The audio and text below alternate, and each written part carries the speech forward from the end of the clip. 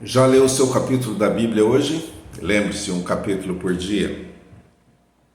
Estamos no Salmo 46, um dos salmos mais conhecidos do livro dos Salmos, juntamente com o Salmo 23, o Salmo 91, o Salmo 1, o Salmo 121.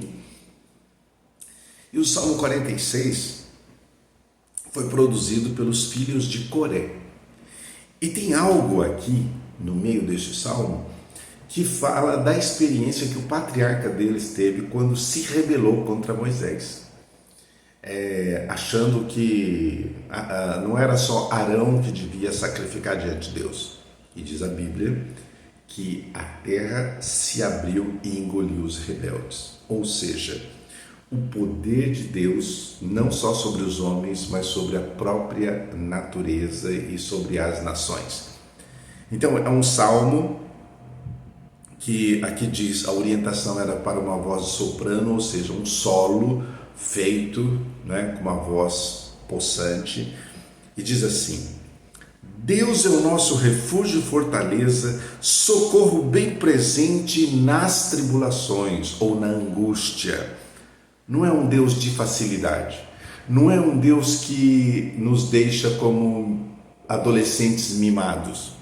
Não, é o Deus que está conosco dentro da tribulação, dentro da fornalha.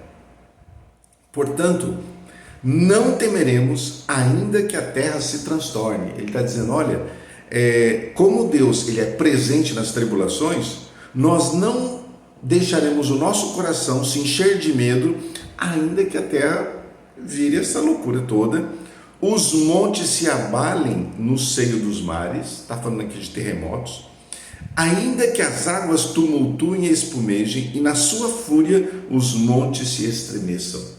Não sabemos se houve um tsunami e eles presenciaram isso, mas eles viram, por exemplo, o mar, tinham na história deles o mar se abrindo, depois voltando e fazendo aquela demonstração expressa do poder de Deus.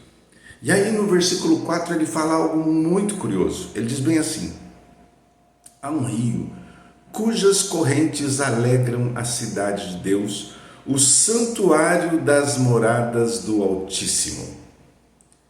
Dá a impressão que ele está dizendo assim, olha, por mais que as coisas tumultuem, por mais que as coisas fiquem difíceis, por mais que as lutas sejam grandes, ele fala assim, há um santuário das moradas do Altíssimo.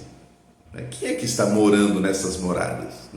Somos nós, e ali está o santuário. Nós não podemos perder de vista a adoração.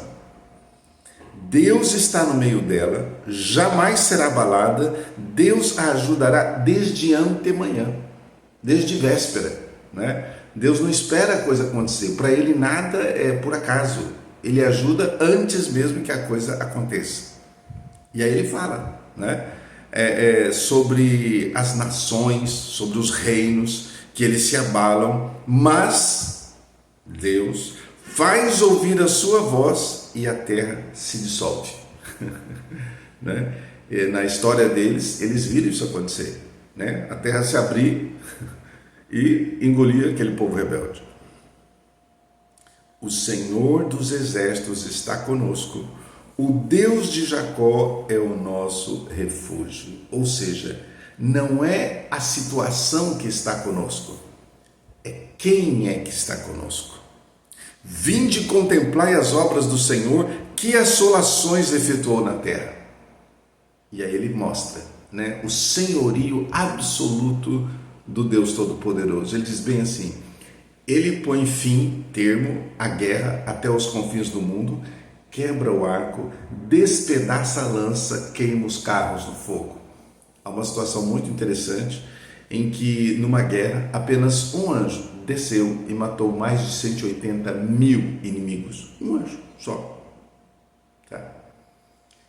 Lá no Apocalipse fala sobre que um anjo vai descer e vai aprisionar Satanás. Um anjo. Um anjo só. A gente não tem dimensão do alcance. E Deus está dizendo então para nós, aquietai-vos e sabei que eu sou Deus, sou exaltado entre as nações, sou exaltado na terra. A nossa vontade é mudar as coisas, né? Querer transformar, fazer justiça com as nossas próprias mãos. Ah, se nós tivéssemos tal poder, né? Nós pensamos assim, mas ele diz: se aquietem, eu sou Deus. Saibam, entendam, coloca isso de uma vez por todas: eu sou Deus. O Senhor dos exércitos está conosco. O Deus de Jacó é o nosso refúgio. Por que o Senhor dos exércitos é o Deus de Jacó? Nós estamos aqui prestando atenção. E Deus está dizendo: ó, quietinho, quietinho. Eu sou o Senhor dos exércitos. Deus está dizendo, o Deus dos exércitos, o Deus que tem essa magnitude toda. Ó, fica quietinho. O Deus de Jacó é o nosso refúgio. Por que não o Deus de Israel?